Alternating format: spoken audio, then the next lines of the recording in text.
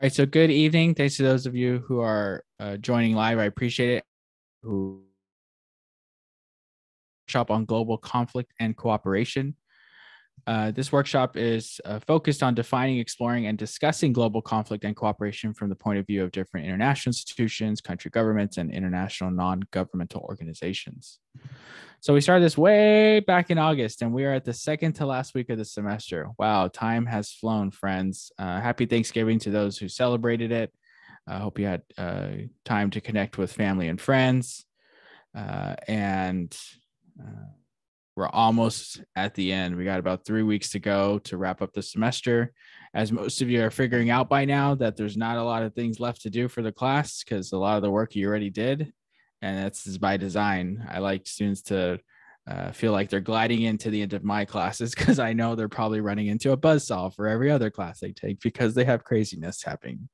I don't like the craziness because that's stressful for me. And I know it's stressful for y'all because I used to be in those situations. So, in my way of changing the system is by not creating panic during the midterms and the finals times. So that's where we're at.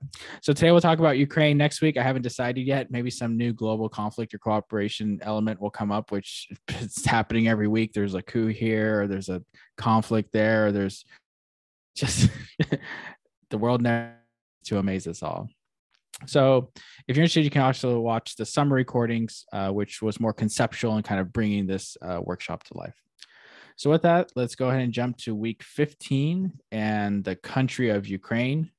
Here's our global map centering the country of Ukraine. Neighbors include Russia to the right, Belarus to the north, Poland, Slovakia, and Hungary to the west, Moldova to the southwest, and then the Black Sea chilling out over here south of it. So our learning objectives with this workshop are the following. First is to identify where the country of Ukraine is located, just in case we haven't had our geography lesson for tonight. Next is describe conflict with respect to Russia. And then finally, describe opportunities for cooperation with the European Union, or I should put here, NATO. Okay, so a little bit about Ukraine. We're going to go ahead and head over to the CIA World Factbook for the victory, because the CIA World Factbook, nice to give us some background about what's going on in this country. And every time I click on this, all right, there we go. So I'm going to go ahead and let this all play because there's a lot of action happening in Ukraine. And I think it's good to get a real broader sense of the history of this country or the background of this country as per the perspective of the Central Intelligence Agency. So let me go ahead and zoom in a bit. And then I'm going to have this play. I'm going to change the voice. Oops.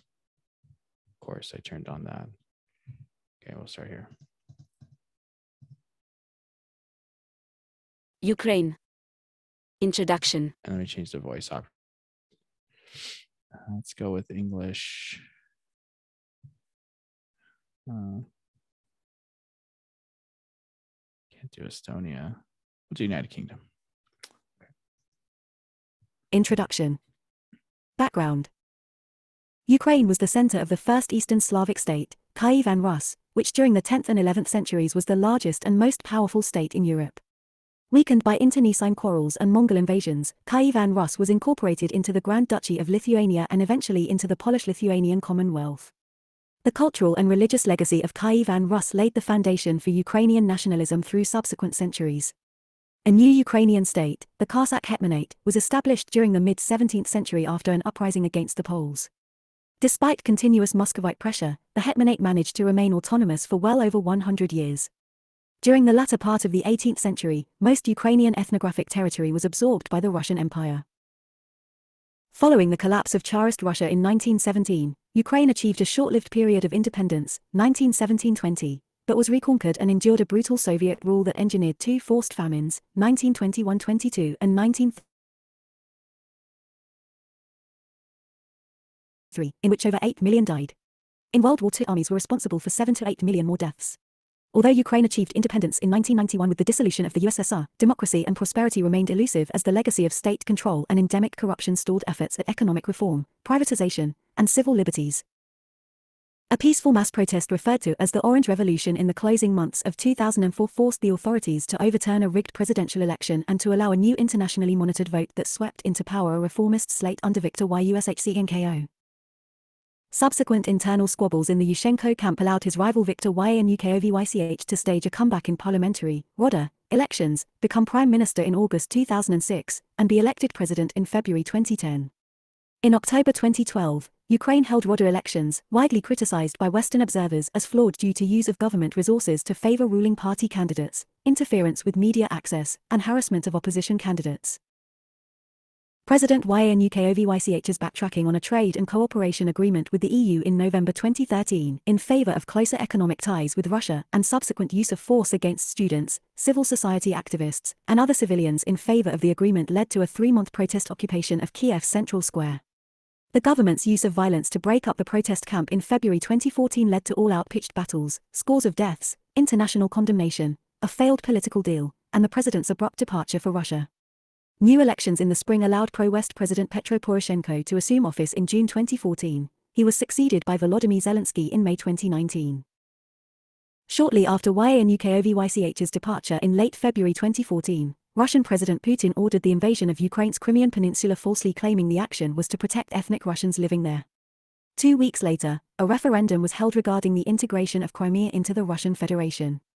The referendum was condemned as illegitimate by the Ukrainian government, the EU, the US, and the UN General Assembly, UNGA. In response to Russia's illegal annexation of Crimea, 100 members of the Union passed UNGA Resolution 68262, rejecting the referendum as baseless and invalid and confirming the sovereignty, political independence, unity, and territorial integrity of Ukraine.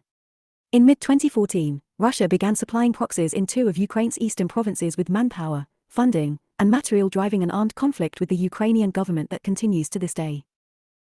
Representatives from Ukraine, Russia, and the unrecognized Russian proxy republics signed the Minsk Protocol and Memorandum in September 2014 to end the conflict. However, this agreement failed to stop the fighting or find a political solution. In a renewed attempt to alleviate ongoing clashes, leaders of Ukraine, Russia, France, and Germany negotiated a follow-on package of measures in February 2015 to implement the Minsk agreements. Representatives from Ukraine, Russia, the unrecognized Russian proxy republics, and the Organization for Security and Cooperation in Europe also meet regularly to facilitate implementation of the peace deal. More than 13,000 civilians have been killed or wounded as a result of the Russian intervention in eastern Ukraine.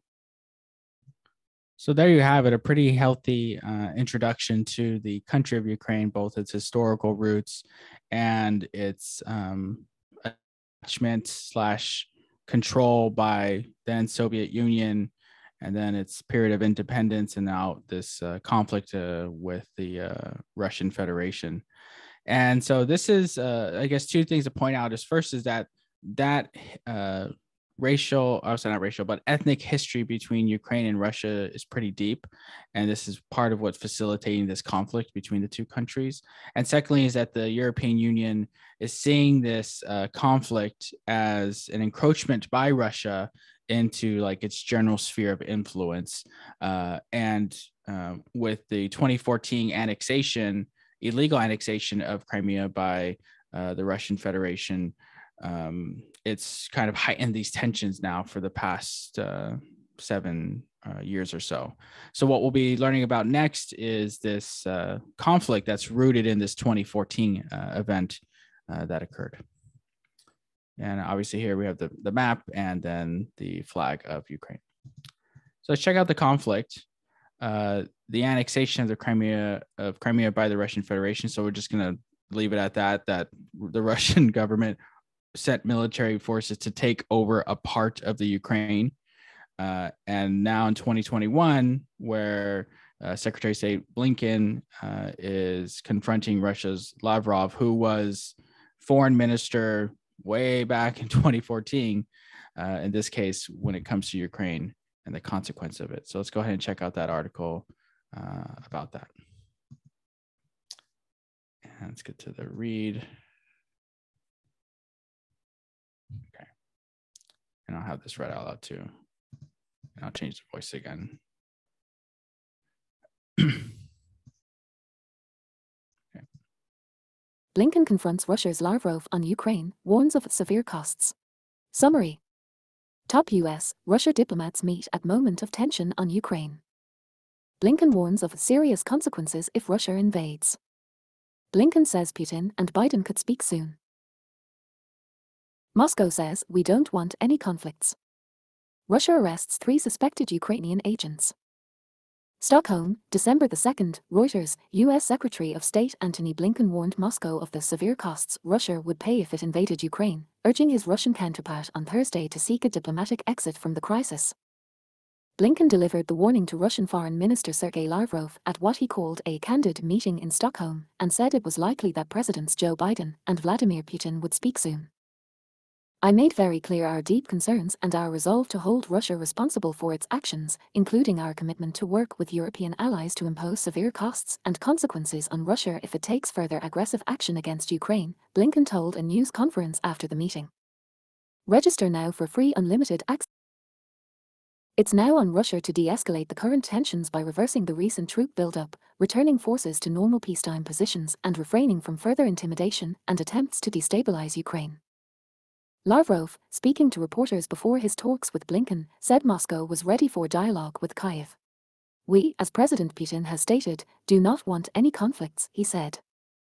Ukraine says Russia has amassed more than 90,000 troops near their long-shared border, while Moscow accuses Kyiv of pursuing its own military buildup. It has dismissed as inflammatory suggestions it is preparing for an attack on its southern neighbor and has defended its right to deploy troops on its own territory as it sees fit. Read more. Russia and Ukraine have centuries of shared history and formed the 2 biggest republics of the Soviet Union until its 1991 collapse, so Moscow views its neighbor's ambition to join NATO as an affront and a threat. Since the latest crisis started, Moscow has set out demands for legally binding security guarantees from the West that NATO will not admit Ukraine as a member or deploy missile systems there to target Russia. We're going to make sure we are heard, but the main thing is our security, Lavrov told a news conference later. So if NATO still refuses to discuss this theme or the guarantees or ideas put forward by the President of Russia Vladimir Putin, of course we will take measures to ensure that our security, our sovereignty, and our territorial integrity does not depend on anyone else. He struck a more conciliatory note, however, by proposing that Russia and the United States bring an end to a long dispute over the size of their embassies and start afresh on the issue. Summit talk. 1/5. U.S. Secretary of State Antony Blinken meets with Russian Foreign Minister Sergei Lavrov during a meeting of the Organization for Security and Cooperation in Europe, Stockholm. The Kremlin has been talking up the possibility of a second summit between Putin and Biden for weeks. Their last one took place in Geneva in June, less than 2 months after Russia scaled back a previous buildup of more than 100,000 troops on the Ukrainian border. Blinken said, I think it's likely the presidents will speak directly in the near future. The American declined to spell out what economic sanctions Russia might face if it invaded its neighbor, saying only that Moscow knows very well the universe of what's possible. Russia has withstood multiple rounds of international sanctions since it seized Crimea from Ukraine in 2014. But Western governments have a potential new lever now, as Moscow is awaiting German regulatory approval to start pumping gas through a newly built $11 billion pipeline under the Baltic Sea. Blinken said Moscow and Kyiv should each fulfill their obligations under the Minsk peace process, which was designed to end a war between pro-Russian separatists and Ukrainian government forces in the east of the former Soviet Republic. Washington was willing to facilitate this, Blinken said, but if Russia decides to pursue confrontation, there will be serious consequences. Eastern Flashpoint. The Kremlin said on Thursday, before the Lavrov-Blinken meeting, that the probability of a new conflict in eastern Ukraine remained high and that Moscow was concerned by aggressive rhetoric from Kyiv and an increase in what it called provocative actions along the line of contact between government forces and the pro-Russian separatists. Kyiv has denied any intention of trying to take back the rebel regions by force, accusing Russia of spouting propaganda nonsense in order to provide cover for its own aggressive intentions. Russia said separately it had arrested 3 suspected Ukrainian intelligence agents, including one accused of planning to carry out an attack using 2 homemade bombs, allegations that Kyiv dismissed as trumped up. Last week Ukraine's president said Kyiv had thwarted a Russian-backed coup plot, which the Kremlin denied. East-West relations have sunk to their lowest level since the end of the Cold War and the demise of the USSR. The point was accidentally underlined by U.S. Defense Secretary Lloyd Austin when he said during a visit to South Korea, the best case is that we won't see an incursion by the Soviet Union into the Ukraine. Read more. So this article gives us a pretty healthy overview of what's happening like in real time. And it's very meaningful when the secretaries of state and the foreign ministers of the US and Russia meet, because they're the second highest levels right after the presidents of those countries. And so a couple of things to point out here. First is that when you think about territorial conflict, there's always going to be winners and losers, but most of the times it's both sides lose. It's just will lose more, in this case, probably land. So when Russia took over Crimea back in 2014, it took over a chunk of Ukraine. And let me just pull up a map here for this so I can show you where I'm talking about. So let's get a map. Let's see if we can find the map. Maps. Let's go to Google Maps. Google for the win. Ukraine.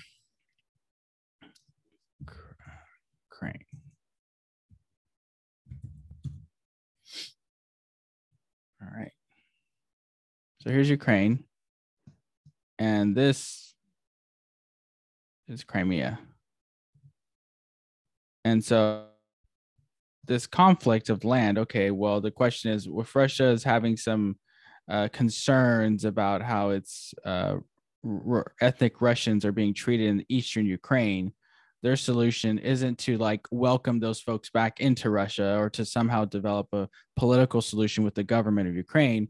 Their solution is, let's go put tens of thousands of troops over here on the border, and for what purpose, right? So this is like, when you think about conflict, it's like, what's the purpose of the buildup?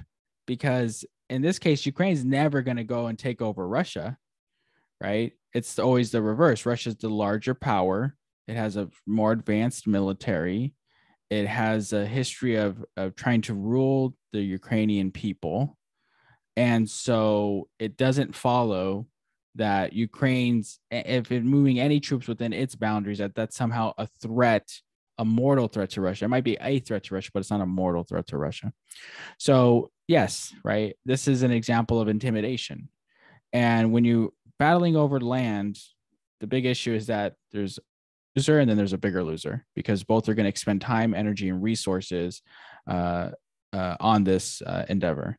The second thing is that when you have a big power like Russia and you have a smaller power like Ukraine, and this kind of interaction of what's going on, the countries in other parts of Western Russia, Eastern Europe, so Estonia, Latvia, Belarus, Lithuania, Moldova, Georgia, they should also be concerned about how Russia is trying to like bully itself around in the region, or they say the Russian government. And so they're also kind of on heightened alert, because they don't know what the intentions of Russia are going forward. And so these are one of the other challenges. Like, once you see this more intimidation game, big power versus small power, well, the smaller powers around you, not just the one that you're antagonizing at the moment, start to be skeptical. And what that might do, and this is the third point, is to start to push those Eastern European countries to closer ties with the European Union. And let's just realize it's not that far away, right? Poland, Slovakia, Hungary, Romania, and then now you start to get into Czech and Austria and Germany, and now you're in the heart of Europe. So that's the conflict that we're seeing today, right? This is echoes of 2014, and now we're seeing it reverberating in 2021. So now let's go to cooperation, and I'm going to pull up this article about the EU approving resources for security aid to the Ukraine. And let's get this here. And it's not too long.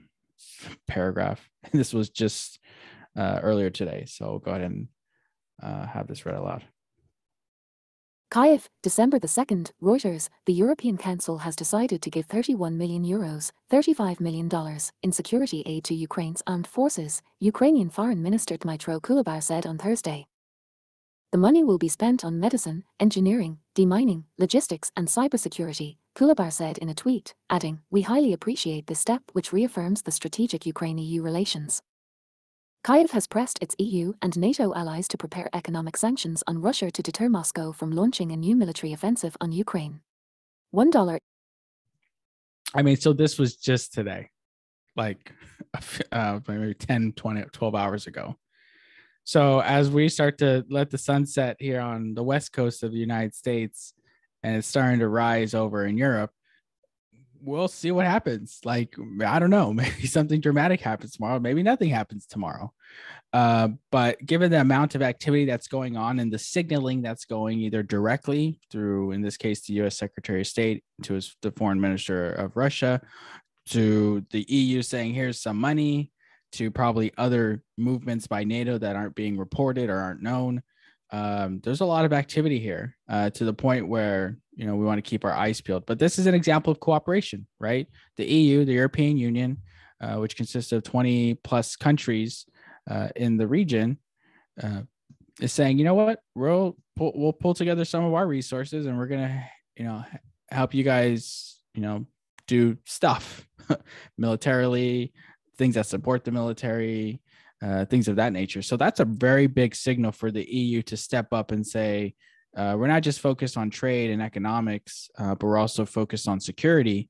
And this kind of dovetails with the workshop that we talked about, I guess, a few weeks ago, where we're starting to see that Europe is wanting to take a greater military role in the region. And I don't think it's so much to replace NATO, but it's basically for Europe to have its own capacity to deal with issues independent of NATO and independent of the United States.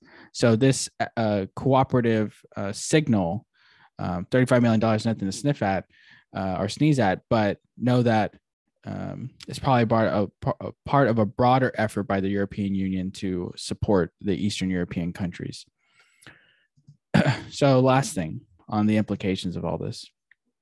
So I was going to play this meeting between Ukrainian President Zelensky and Secretary of Defense, U.S. Secretary of Defense Austin at the Pentagon, but I'm going to let that go for now. And I'm going to pull up this other article about the Ukraine Prime Minister calling for NATO's help against Russia. So let's go ahead and pull this up. And this was about a week ago, so November 26th. So let's put this in reader mode. And as Russian troops. Let me just change the voice one more time since we'd like to mix it up. Okay. Troops mass along border. Denis Shmyhal urges NATO to send ships and step up surveillance flights. Ukrainian Prime Minister Denis, with a major mobilization of Russian troops once again menacing Ukraine, and U.S. intelligence warning of a potential invasion, Ukrainian Prime Minister Denis Shmyhal on Thursday urged NATO to send warships to the Black Sea and step up reconnaissance flights along Russia's borders. Ensuring the constant presence of maritime warships of the NATO alliance in the Black Sea would be a very strong signal, Shmyhal said in an interview with Politico by video conference from his office in Kiev. In the same way, a very strong signal would be the increase of intelligence and reconnaissance flights across the Russian border, in particular in the Black Sea and the Baltic Sea, he said. Shmyhal's request echoed proposals put forward by Polish President Andrzej Duda during a meeting with Secretary General Jens Stoltenberg at NATO headquarters in Brussels on Thursday. Duda also called for an increased deployment of Allied troops in Poland and the Baltic countries of Estonia, Latvia, and Lithuania. After Russia's invasion and annexation of Crimea in 2014, NATO stationed multinational combat-ready battle groups in each of those four countries, led by the United States, the United Kingdom, Canada, and Germany. We are receiving information all the time about the Russian buildup, perhaps an aggressive buildup in the direct neighborhood of the Ukrainian border, Duda said. In the interview with Politico, Shmyhal said Ukraine agreed with the U.S. intelligence assessments of a sizable increase in the number of Russian forces on the border, not only along the border with the Donetsk region that is largely occupied by Russian-backed separatists, but also in Crimea and in Belarus, with the total now numbering nearly 100,000 soldiers.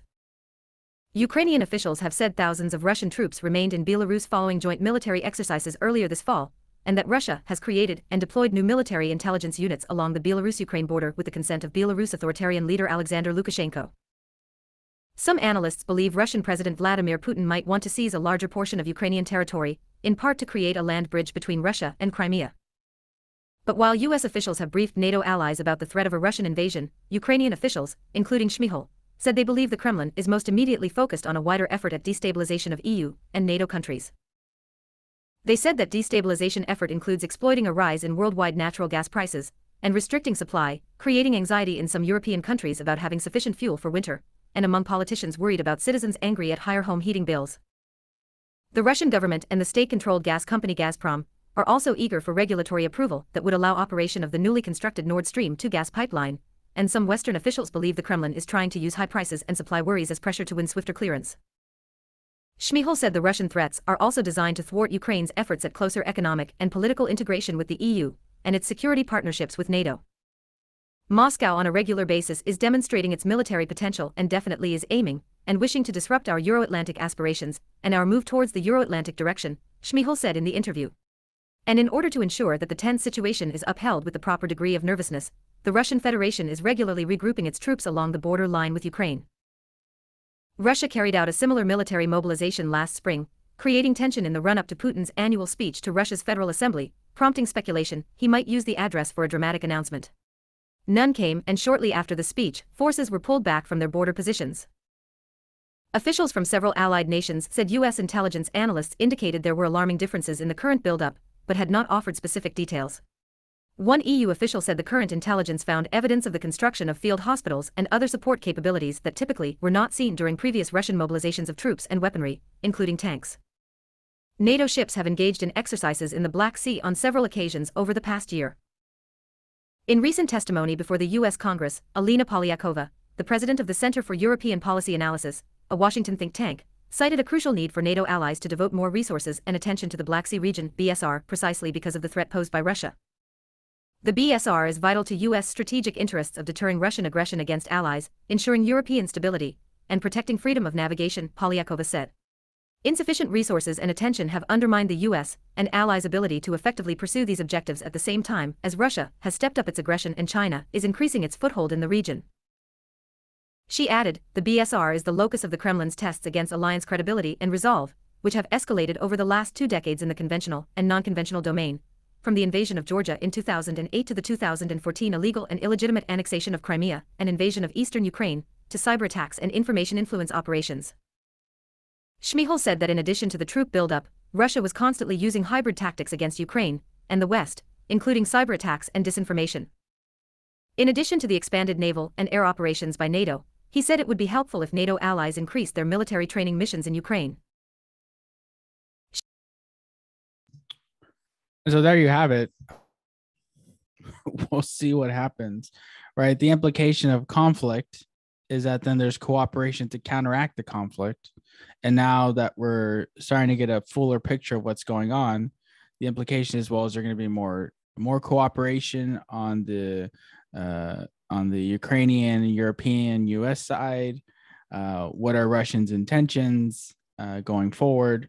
And here's basically 2 ways to think about it. One way is Russia's just doing this so that they can get their natural gas pipeline approved so that they can start shipping that resource out to Europe and getting paid for it, right? So this is a lot of muscle flexing in order to accomplish an economic goal.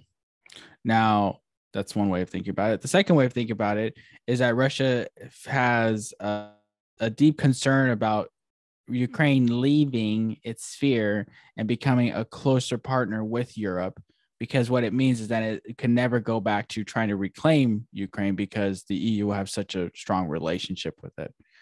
And so we can say that in both of those instances, we might seek a little bit of conflict. Now, whether it's sanctioned by each state, probably not, right? It can be a loose cannon or someone going off rogue, contradicting any orders, or it could be a full-scale invasion. Now, the question is, what benefit does Russia get from invading another country? Well, they did it with Crimea, and there wasn't too much of a response militarily, but there was a response economically. Now, the question is, were those economic sanctions, both at a macro level and at a micro level or individual level sanctions, enough to curb Russia's behavior? Well, after 7 years, it doesn't seem to be the case because they're still behaving in a similar way. So if they do this next step of invading not just a part of a country, but a larger country like the Ukraine, what standing will it have, or what standing will it have, which will probably be lower? What consequence will it have? Will probably be more severe. But then the question is, how severe enough does it need to be in order to have the impact of essentially having Russia walk away from that kind of action or withdraw, and then kind of say we need to go about it the same way? So if you think about it, okay, if your goal is cooperation, right, working together, why would you use any kind of mechanism inducing mechanisms to create that? We don't know. Right. So this is the dynamics of conflict and cooperation. And it's pretty interesting. So we'll see how things go. If things change the next week, we'll talk about this next week. If not, then we'll put it on the back burner and talk about something else. But all in all, I appreciate the extra time and the deeper engagement with this topic, given its relevance, prevalence, and its immediacy. And so we'll see how things shape up. So we'll go ahead and stop the recording and chit chat for a few minutes. And with that, take care and have a great night.